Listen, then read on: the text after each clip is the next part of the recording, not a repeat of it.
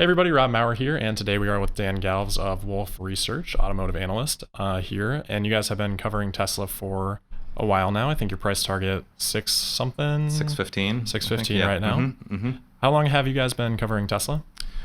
Well, I've been at Wolfe for about 18 months now. We've been covering Tesla the whole time. We actually cover the whole automotive industry. Like I work with a guy named Rod Lash who was 25 years at Deutsche Bank. He covers kind of more the legacy side of the industry, and I cover more the tech side of the industry. So I cover Tesla, NIO, Uber, Lyft, and then a bunch of the kind of growthier auto suppliers. So we're auto analysts, but we try to take a kind of a broad view of the industry. Got it. But Rod and I were part of Tesla's IPO in 2010. Just a little bit of history. We actually wrote 2 reports on electrification of the vehicle in 2007 and 2008, and our conclusion was basically like, this is a better technology, and once you can give the consumer enough driving range, and once you can get the powertrain costs down to the point where maybe the operating costs offset over a few years your extra costs, there's really no reason to buy anything else. And we were way too early to talk about that. And I think our forecast ended up way too aggressive by mid-decade. But I think, over time, we haven't really deviated from that view.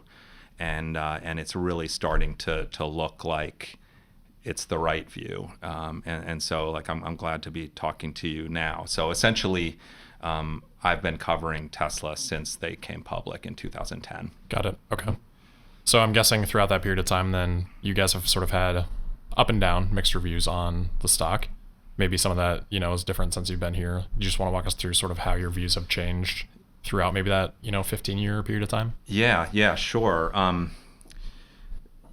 So I think in general, we've been more positive than negative on Tesla for sure. There's been a lot of ups and downs, as with the company. We completely missed the first move, right? I think Rod and I felt like, we had a really healthy respect of how hard it is to get thousands of parts to work together in a car and actually produce it. So. First move, you're talking back in 2013? First move, basically when Model S came out and Consumer Reports said this is the best car we've ever tested, and the stock went from 30 to 120 or so. And it was interesting because, so we were neutral over that period of time. But it was interesting because even back then, you started to hear this is crazy, this is a $12 billion market cap. It's a third of Ford, but they're selling, 12,000 units a year. This doesn't make any sense. And I remember I spent 3 or 4 days with Jeff Evanson, who was the IR of Tesla. We were in Europe he was doing a lot of investor meetings that my firm Deutsche Bank had set up for him. And, we just talked a long time, and Jeff was great at kind of, taking a long-term view and, thought a lot about it. And even though there was, I think, a ton of pressure at that point, really not to recommend it because the stock had such a move, we decided to upgrade it at 120, in the summer of 2013, and I think it was probably the best call of my career. Auto analysts, our job is not really to make stock calls; it's to be an advisor to our clients. But I'm proud of that one because it took a lot of courage, and it turned out to be the right thing. The stock went up a lot. I left Deutsche Bank in 2014. I joined Credit Suisse as the lead automotive analyst. I launched with a buy there, and the title of the report was "It's Not a Fair Fight." This was right before the Model X launch, which didn't go well. Yep. Operating costs kind of went through the roof. And that was, basically the stock did nothing. It was maybe 250 for, up and down around then. Then I left the industry and got a job with Mobileye. I was head of IR and communications. Mobileye had some dealings with Tesla as well during that period of time. Yeah. So I didn't really ever fully leave. And then when I came back and joined Wolfe again, we actually upgraded the stock from neutral to buy right after Q3 of 18, which was the first quarter that Tesla really demonstrated like a significant amount of cash flow potential. We had actually kind of highlighted beforehand that we thought that that was possible, and then when it actually happened, we upgraded and felt, basically like that this was the point where Tesla was becoming a real company that was investable, not just by growth investors that, are used to kind of, investing in a dream, for lack of a better word, but for regular investors that need something to kind of build off of, some sort of real cash flow to kind of do projections on what this could be, 5-10 years from now. Q1 was like kind of a nightmare. It kind of seemed like everything was going wrong. Sentiment took a dive, and probably for lack of courage. Well, really, the thing that really got me to downgrade it, which happened in I think April. Was this a downgrade from buy to neutral? From buy to neutral, Okay. yeah. So, right in the middle of kind of the storm of price cuts and Store closing and closings, all this stuff. And what really spooked me was the autonomous day, and nothing about the day itself, but what really spooked me was when Elon said that, all of the future free cash flow of this company is going to come from, basically like a rideshare fleet. That really spooked me because it seemed like a huge pivot to what, the company had been saying up until then. And it felt like a little bit like desperation. And so anyway, I downgraded it, and it has not turned out to be a good downgrade at all. And like kind of over the course, and we'll get into kind of what I think of the stock now. It's just things have moved so fast. And essentially what I've been saying this whole time, which is, if I owned it, I wouldn't be selling it. I'm just not sure if I'd be putting new money into it now. So that's the history. Sorry about that long. No, that's great. That's really interesting. Which sort of brings us into now then. So the stock over the last, 3-6 months has sort of doubled, tripled really quickly here. Mm-hmm. What's your reaction to that? Obviously your price target's still, below. Mm-hmm. Do you think that the move is justified based on sort of what you were talking about earlier, where Tesla is sort of demonstrating that ability to now be, a profitable actual business that people can start to model? Yeah. Aside from just, the future vision? Or is this more of just short covering, short squeeze type situation, temporary bubble that then we fall back to, where it was before? Yeah, I mean, I don't think much of this has been a short squeeze, to be honest. Like a lot of the data would say that there's still, kind of very high short interest in the stock. And I don't think it's a bubble. I think what's really happened, there's been a bunch of positives that have happened over the last 6-7 months. I think the most important one, the most important ones to me are, number one, back in the second half of 2018, when Tesla first started, kind of demonstrated this kind of cash flow potential, there was a lot of reasons to not really believe it, right? They were still selling to the Model 3 reservation list. They were selling a, super rich mix of vehicles. Nobody knew at the time, but Model S and X at 27,000 units a quarter was probably not, the right number. Now, when Q3 of this year happened, what I was so impressed by is that essentially Tesla got back to the same level of profitability that they had in the second half of 2018, even though the average selling price of the vehicle came down from $70,000 to $56,000. So all of a sudden you had, building bridges in this business is really important. Like when you can, when you have some sort of kind of what seems like a sustainable level of earnings at a certain volume level, then you can really start to project like what would the earnings look like on higher volumes, right? So I think, kind of having that, very believable level of free cash flow and EBITDA at the same, at a certain volume level was really important. I think the China plant launch was really important as well. Not necessarily because it happened so fast, but because like you're hearing reports that cars are coming off the line at just as good quality as the Model 3 in Fremont has today.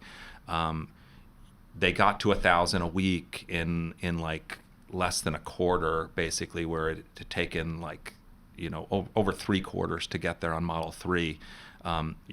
Tesla's kind of fatal flaw has always been launching products. I think that China plant really gave people a sense that, man, they might really be starting to get it in terms of how to launch products and how to ramp things efficiently. And I think the other thing that was really important is just the offerings from traditional OEMs, the other EVs that have come out over the course of 2019 and early 2020 have been so disappointing versus kind of what the original kind of specs and pricing was intended to be.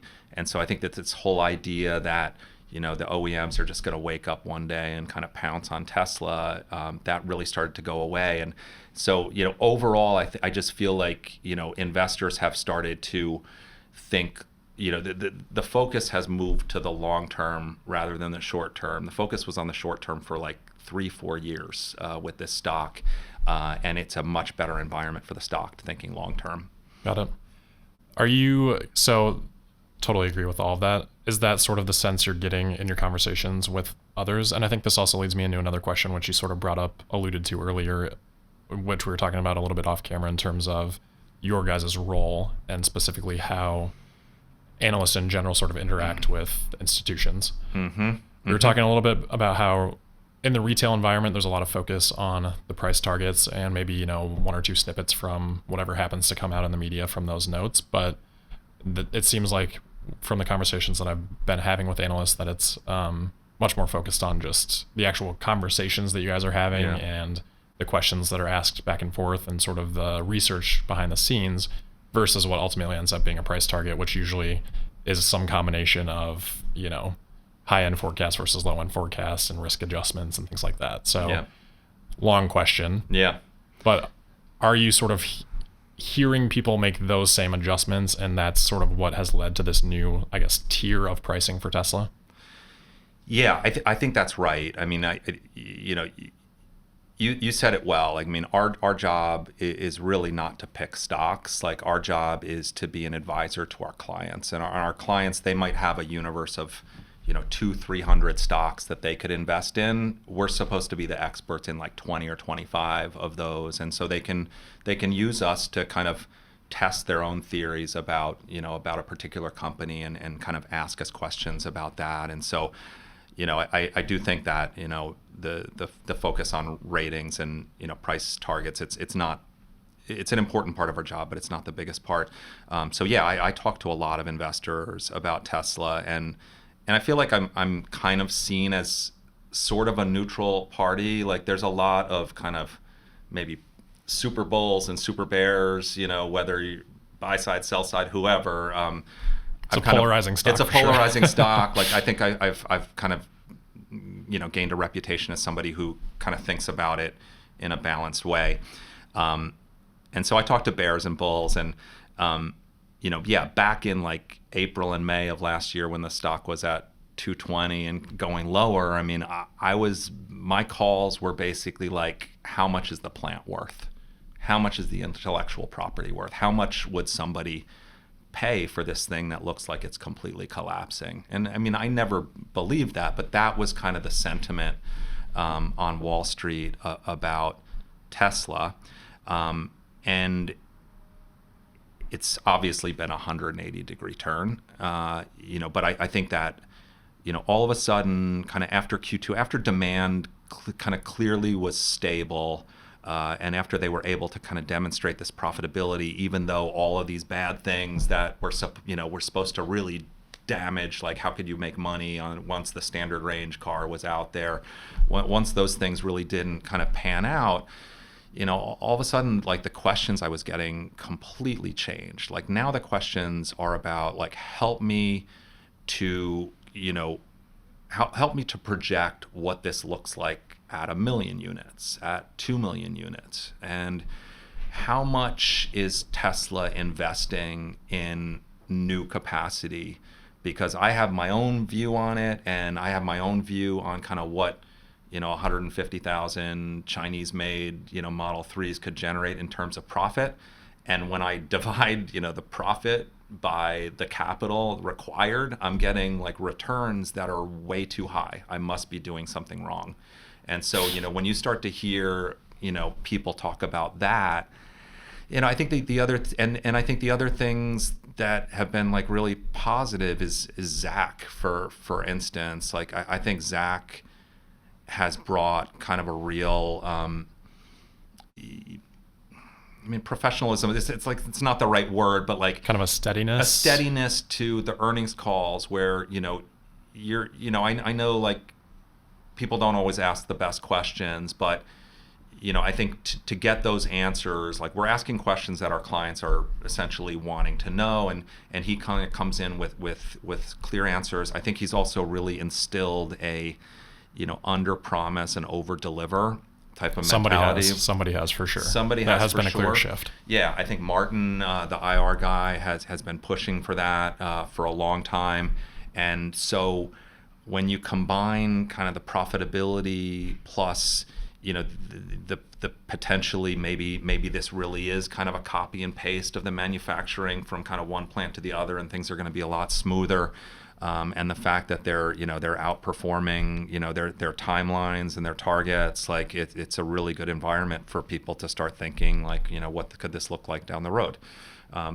So those are the kind of questions I'm getting. At the same time, I'm getting a lot of questions of like, how do I think about this valuation? Like how do I make sense out of it? I'm not saying like, and I'm putting words in like average institutional investors.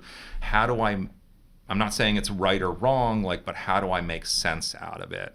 What does this price mean has to happen, basically? Exactly. What is this price? What is it pricing in? What has to happen here? Why shouldn't I think that this company will eventually trade, with the multiple of a regular automaker? So those are the questions that I'm getting and that I'm trying to kind of be helpful with. Got it. Yeah, that makes sense. So, those are good questions to ask. So, like, what are your thoughts on that? Maybe let's start with that last one there. Yeah. Right. So, So, I think Tesla is sitting at run rate of 450,000 units a year, something like that.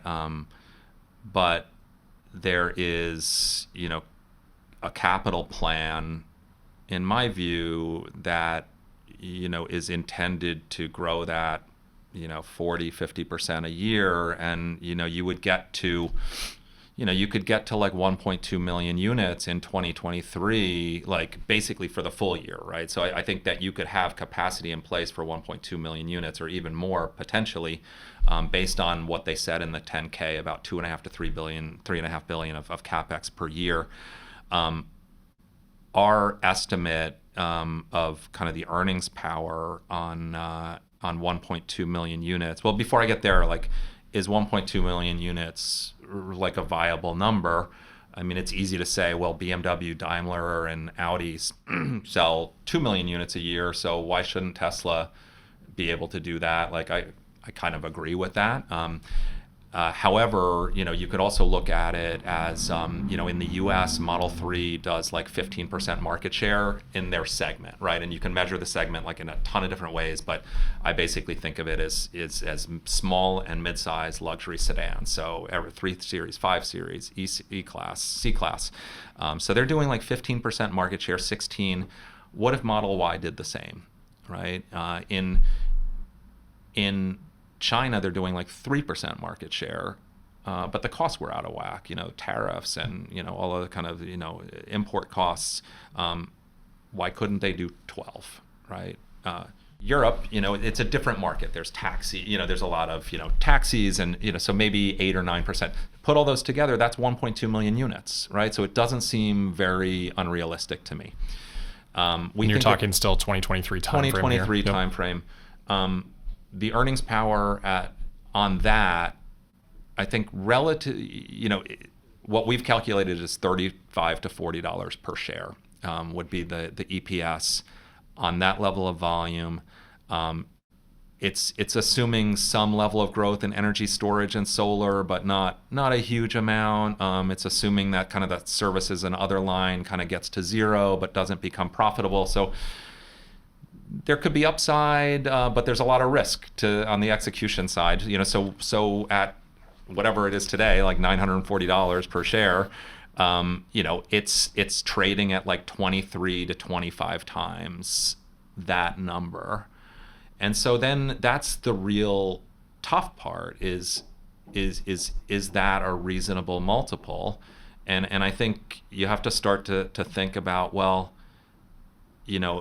number one, like what does a stock do when the company's going from like $1 of EPS to $40 of EPS in 3 years? Right.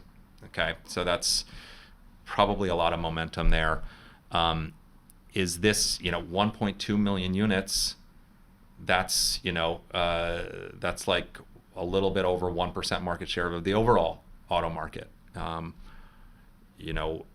If this is really going to be the mainstream technology of the future, like why couldn't Tesla end up with 5%, 6%, 7% market share? So I think the idea that 1.2 million is some sort of like endpoint is kind of ridiculous. So I think you have to look at like what's the free cash flow growth going to be at that point? Because if you can still see a path to 30, 40% free cash flow growth per year from that level, then low 20s multiple doesn't seem out of whack at all. If you start thinking, well, GM and Ford trade at 8 times, it looks a lot less reasonable. And I think we're getting a lot of questions like, what's the margin profile of the company? Because it would have to be a whole lot higher than traditional automakers to get that type of multiple. I kind of think that that's the wrong way to look at it. So kind of, again, like a sort of a little bit of a circular argument where I don't have a clear view up or down from here, but I think that it doesn't seem unreasonable at all what the valuation is today. Right. Okay. That's a real interesting answer. So I guess on the point of, why can't it go from 1% to 7% or maybe even more than that in terms of market share? And that sort of probably leads us a little bit into competition, because if in, 3 or 4 years, Tesla continues to maintain or even extend the technological advantage that they seem to have, that the data seems to be showing, if that continues, then what's stopping that from, pretty much going in perpetuity through, put the ceiling on it, like, who knows? Yeah, no, I mean, it's, Toyota and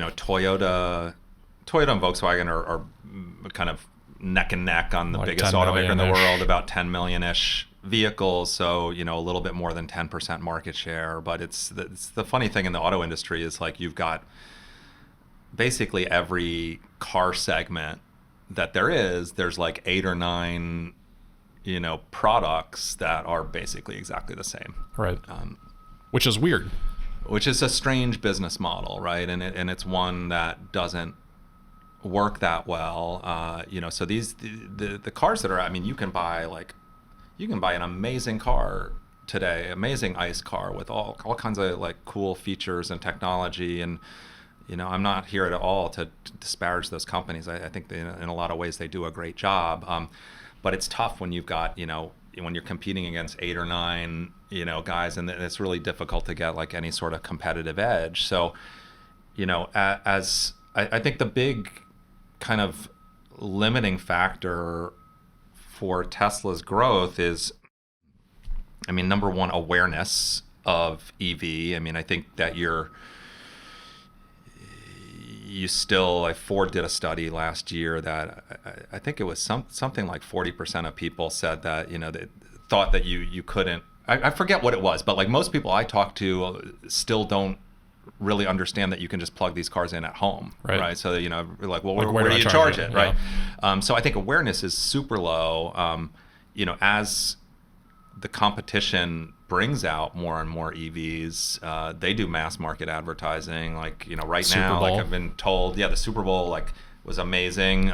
In Europe, I'm being told that like it's like a carpet bomb of television ads for EVs, and most of it is focused on education, right? Like, kind of solving these misperceptions. I think another limiting factor is battery supply. All right. So there's already shortages of batteries for, vehicles that are doing like 30, 40,000 units a year, right? And so I think that, maybe one of the biggest limiting factors for Tesla is how quickly can they physically put, vehicle assembly and powertrain capacity in the ground. So I think that there are some constraints on really how fast they can grow.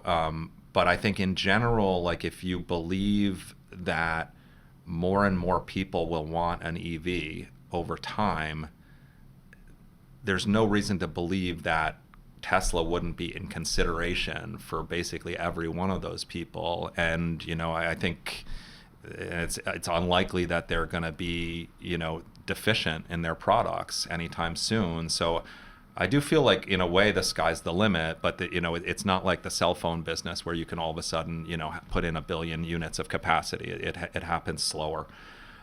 So we can, that's kind of the general view is I don't really see a limit. I don't see the German luxury companies as a limiting factor. I think price is, obviously a limit, but, Tesla showed a really good ability to, squeeze out efficiency gains and lower cost. And there's lots of different things that they can do with that. They can add range, they can take away range, they can drop it to the price, they can drop it to the bottom line. So there's, when you're in a technology that, costs are getting lower and your efficiency is getting better, it's a really good position to be in. For sure. I'm curious to hear your perspective on autonomy, especially given the background at Mobileye. Yeah. What are your thoughts on that for Tesla and how they're positioned and sort of the outlook for that business line? Yeah. So I think autopilot is like a huge differentiating factor for Tesla right now. So even in what they have today, I think it's just very compelling technology where, you can get on the highway. Like a lot of people have long, boring commutes to work. And, if you can get on the highway, people are telling me that's basically changed their life where they get to work, much less fatigued, much more pleasant commute. And the fact that, the over-the-air updates make it get better as you drive it is just like a huge positive. So I think simply what they have today is really helping to sell cars, and it's a consumer pleaser.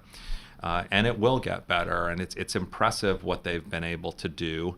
And I would, by the way, like I talk to a lot of Tesla owners, and they all believe that they need to pay attention, when they're driving, right?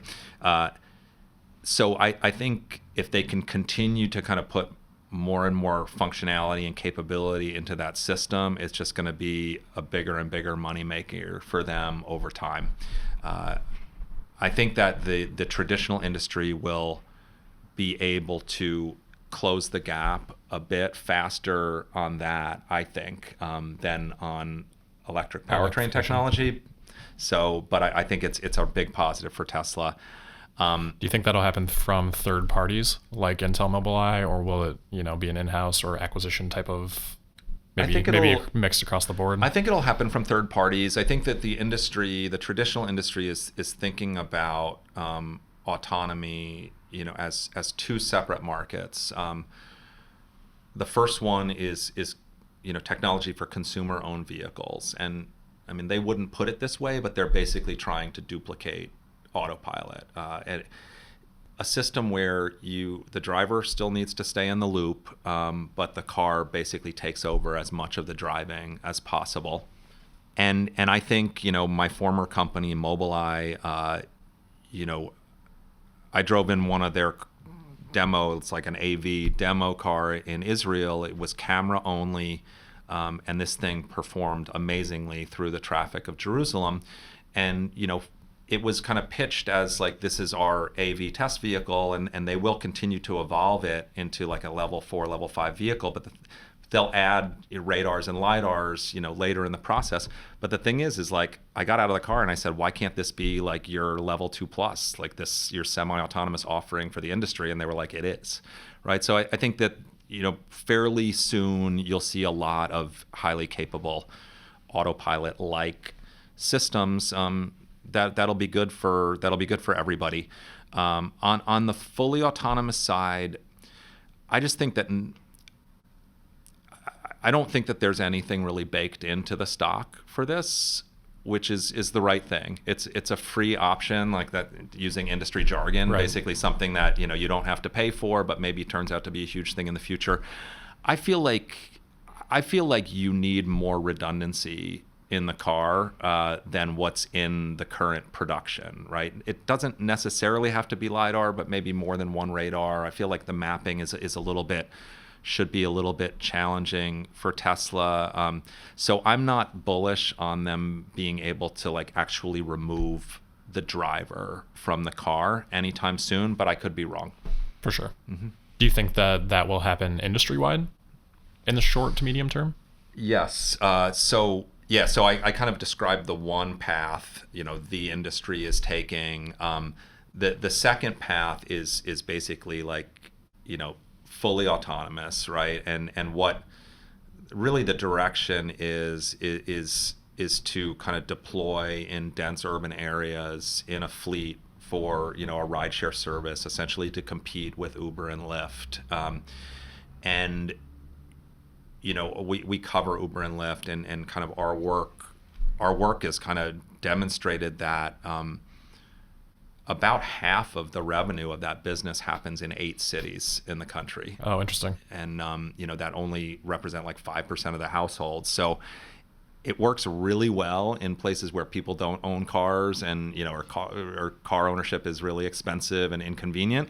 It doesn't work very well in the suburbs at all at the pricing that they have. So I think the autonomous vehicle developers are saying, like, I could come into these 8 cities. I don't need to have something that drives everywhere. So it could be like, I can map the hell out of this city and I can test the hell out of it. And I can have a fairly limited capability AV, but it's good enough. And, I could start to like carve out a big market share in this business. So that's really what, I think companies like GM Cruise and Ford Argo and Aptiv are targeting. I think Tesla is targeting more, and Mobileye are targeting more of a, in that dense urban area, it doesn't really matter what the cost is. So I can put like, tons of GPUs in the car, and I can, put tons of LiDARs in the car. The cost doesn't matter because I can still undercut Uber and Lyft. So that approach, like, how does that approach get to the point where you can drive everywhere at a low cost, that a consumer can afford? Like, that's the part that I don't I don't understand. There's really only 2 companies that I think are really kind of targeting level 4, level 5 for that at a cost where consumers could buy the car, and a car that can drive everywhere, and that's really Mobileye and Tesla. Got it. Mm-hmm. So maybe shifting back to competition here for a second. Do you think so I guess first question would be, in your view, is pretty much everything going electric, autonomous, semi-autonomous, whatever the case may be? What do you mean by everything? In the market, let's call it 100 million, mm-hmm. personal vehicles. Mm-hmm. Do you view that 100 million as going, fully electric, or what sort of split do you see, let's say, in the next 10, 20 years? Yeah. So, I think that, so I think what's happening today is that you have one company that has put 100% of its focus into optimizing the electric vehicle, and iterating generation after generation, that has access to a large amount of battery capacity at low cost, and has really done a great job of kind of optimizing the motor and the power electronics and squeezing like every last mile out of that battery. Then you have the traditional industry, which has been kind of trying to convert traditional ICE platforms to electric at low volume. So the supply chain has not kind of invested into optimized parts. And this is why you see such kind of like inefficient offerings from the industry, like in terms of like miles per kilowatt hour. So I think that what you need is kind of purpose-built EV platforms that have kind of clean sheet of paper. You need to kind of, go for high scale and, get a supply chain believing that, if they invest, $4 or $5 million in this little sensor that's important for an electric car, but like that's going to be super optimized and is going to be really small and is going to be low cost, that'll be worth their investment. I think that's what's starting to happen now. Like the MEB platform for Volkswagen, like I think the VW ID looks like a pretty good car, like with pretty good specs and a pretty good price.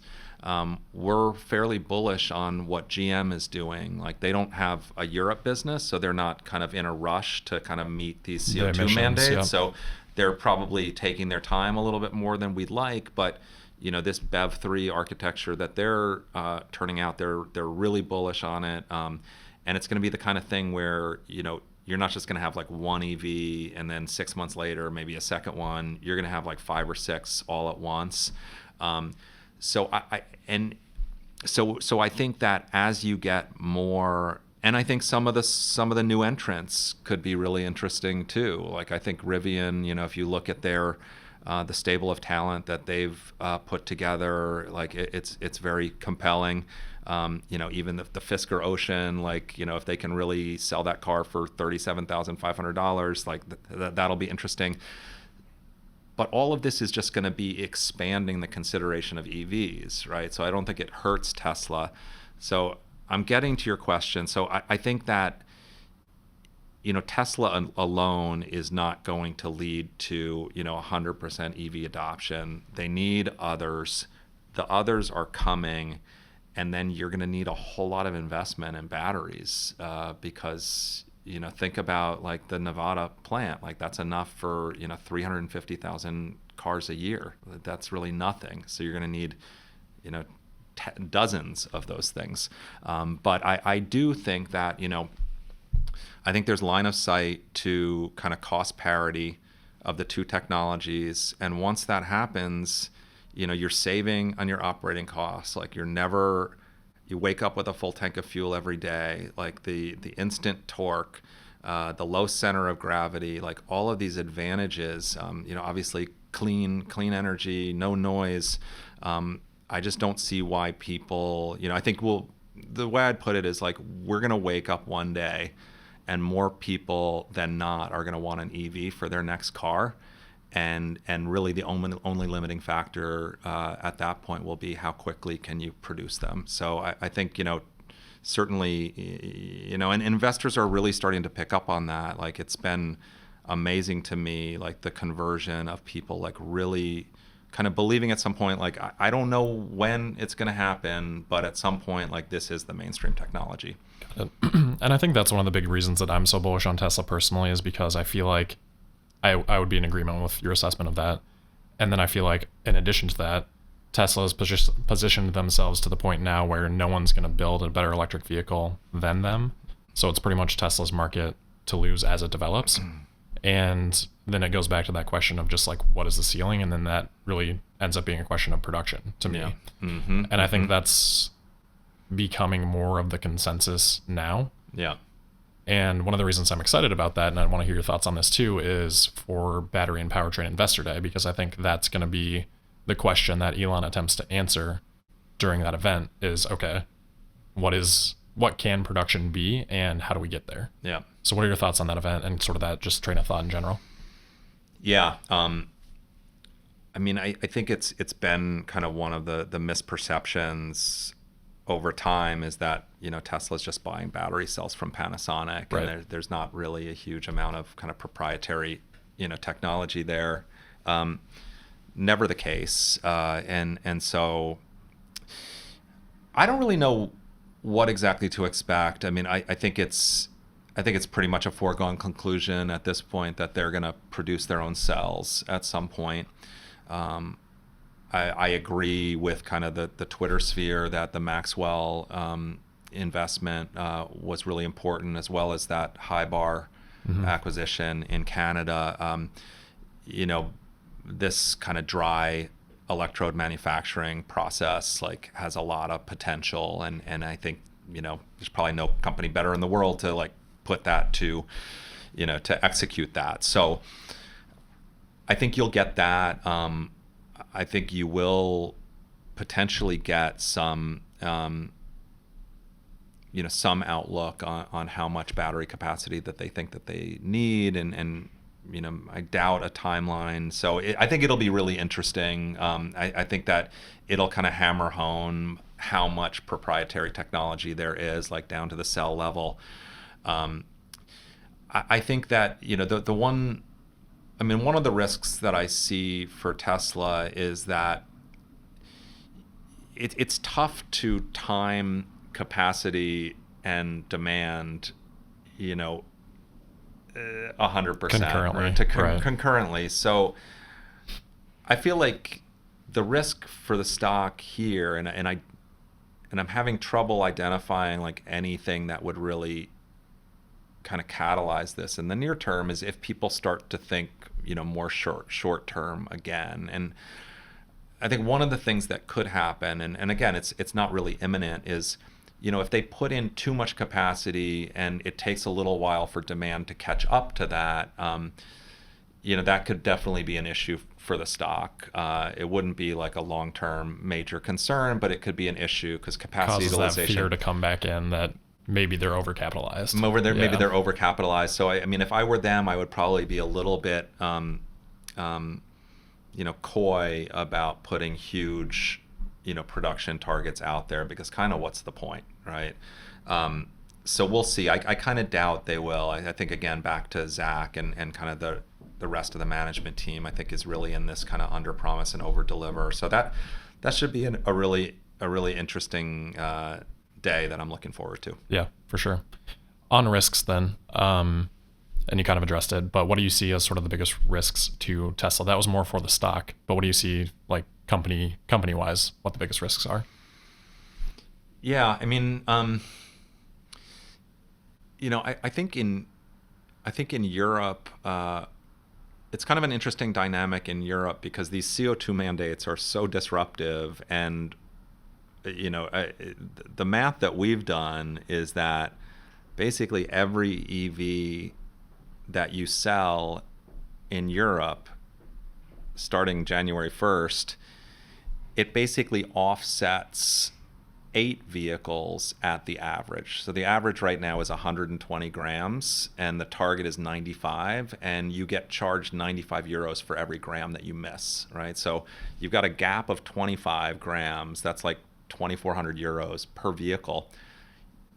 One EV is, it counts as 0 grams and it counts as 2 vehicles this year. So that it offsets 8 of those average vehicles. So it saves you 18,000 euros in avoided fines, right? So, and then on the plug-in hybrids, those would save not that full amount, but some extent plug-in as well, hybrids, right? like it depends. That there's actually a calculation. Like a lot of them are maybe 35, 40 grams. Like some of them are still above the average.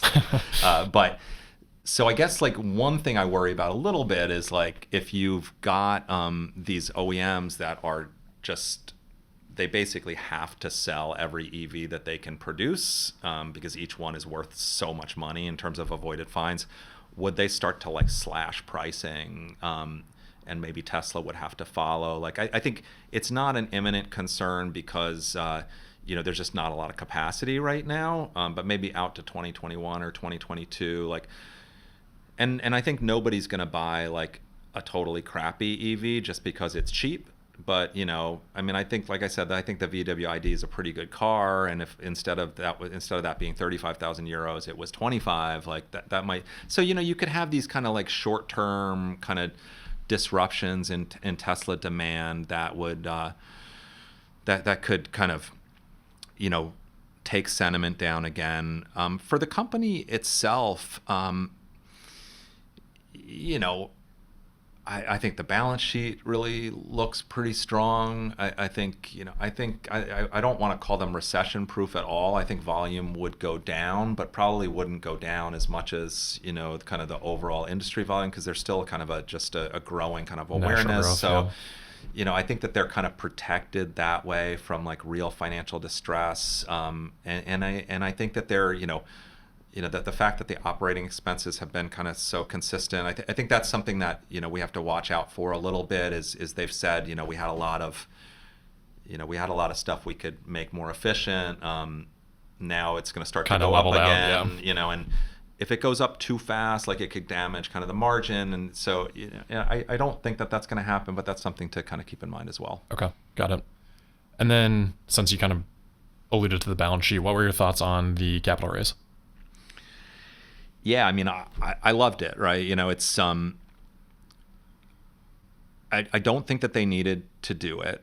I think that was the truth. But if you can raise $2 billion for a growth company and the dilution was something like 1.5%, like it's just so cheap, like you have to do it. Particularly if you're thinking about cell capacity, which is going to be a big chunk of capital required. So I think it was a very smart thing to do, and so I was positive on it. Got it.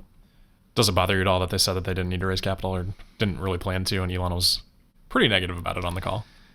I mean, it's not the first time that that's happened. Yeah. I mean, it's tough for to Tesla ask somebody. Or for other yeah, companies. I mean, it's like I don't know. I have a huge amount of respect for Elon. I think he could be a little bit easier on those earnings calls to the analysts. But it's a tough question to ask because, like, what are you supposed to say? Yeah. Yes, we're doing it next week. Like, right. You can't say that. And I think he was truthful. Like, we see kind of sustainable free cash flow here. We think we're self-funding. Like, we don't think we need to do it. But that's not the same as, like, if somebody's willing to kind of fund us and kind of reduce our, that tail risk that something completely catastrophic happens, and the ability to maybe more quickly put capital into the ground, then I would do it. Yeah, makes sense. That's kind of been my perspective too. Is I feel like the essence of it is it increases the likelihood that Tesla can exist in the future, which is hugely positive for 1.5% dilution. Like why not? Why not? So I think I agree with that perspective. We're getting close on time here, but maybe last question here would be, in general, I feel quite bullish on the stock, yet the price target is below where we're at now. What would it take for you to change back to being positive on the stock this year? Anything that you're maybe looking for, or? Yeah, I mean, the price target is hard because it's, things are moving so fast, move quickly. Right? And I think what I really need to work on is kind of a returns-based analysis, right? If I can get comfortable that, Tesla can generate, 30-40% returns on incremental capital that they're spending, then, why wouldn't you give them money all day long, right? Why wouldn't you invest your money in that type of place? And that goes back to what you were saying earlier about people running those numbers and then calling you and being confused about them because they didn't seem right because they're so strong. Exactly. Now, we have to, there's been a lot of ups and downs here, and so I think I think there's never really been a false start like this one, but there's been times where it looked like, things were about to really kind of take off and something happened. Usually it was operating expenses going up.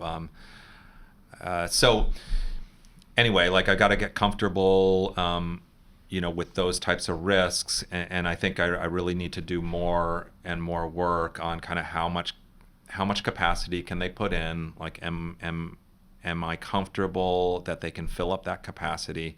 Because I'm not concerned about the profitability anymore on a per unit basis. I just think like they're in a great spot there, and so it's really about kind of evaluating like what is the multiple that the company is trading at, versus what is going to be the kind of the compounded growth year after year, and kind of how much percentage return you're going to make on kind of that capital that you continue to kind of reinvest in the company. I know that's probably a very complicated answer, No, that but makes sense. basically comes down to like, am I comfortable with kind of that multiple, and kind of what's the risk of that kind of EPS coming through in a few years. So is that just something where you feel like you need to do more work on your side, or is there things that Tesla needs to kind of demonstrate, maybe with, Gigafactory Shanghai numbers coming through in the financials, Model Y numbers coming through in the financials, maybe a combination of all of those things? Yeah, I mean, I think that's, it's the kind of thing where, I think that would be helpful. I think Q1 is like a bit of a tricky for sure quarter for volume wise. So like, let's see what happens if volume is down sequentially, like to the stock. Like, we'll see how people react to that. I feel like it won't be that. I think it's been kind of well, forecasted, not that it's necessarily going to be down, but that there's challenges in Q1. Let's see how kind of the profitability moves, based on that volume. We'll learn a lot. Who knows, like maybe the stock is $2,000 a share by the time I get around to like, actually keep 7% a day, it will be. Right. So, but yeah, it's about doing more work. And I think like kind of getting comfortable with, how, with these demand numbers that we've been looking at, and at the profitability numbers we've been looking at. Got it. One quick thing, just since you mentioned sort of Q1, something that I've been meaning to ask other analysts is just retail. It's difficult to get a good sense of what the true consensus estimates are. Do you guys look at FactSet for that, or is it like where do those come from? I mean, like the consensus, like earnings and income statement numbers are in FactSet. Like that's what we use. Okay. There's typically not like really great. There's a volume consensus. There are delivery numbers in there, but I don't know how many analysts actually like put those in to get a count or anything. It's hard to tell. So it's really hard to. I get kind of most of my feel for what the market is expecting from talking to investors, because generally, like the sell side consensus for Tesla doesn't really mean very much, because there's always a feeling on the part of the investor base of whether it's going to be like below or higher. And I think it's, people really shouldn't be looking at like EPS changes. There's a lot of noise in that number when it's so low. But I think like I like to look at the adjusted EBITDA number. So basically EBITDA less adjusted stock-based comp taken out. Because like cash flow has been very kind of consistent with that, and it's actually an easy way to compare to other automakers' EBITDA margins, and Tesla's have been looking like actually better than the traditional industry, even at these pretty low volume numbers. Yeah. Interesting. All right, I think we're at time then. All right. Really appreciate it. Nice talking to you, Rob. Thanks for the time. It's great.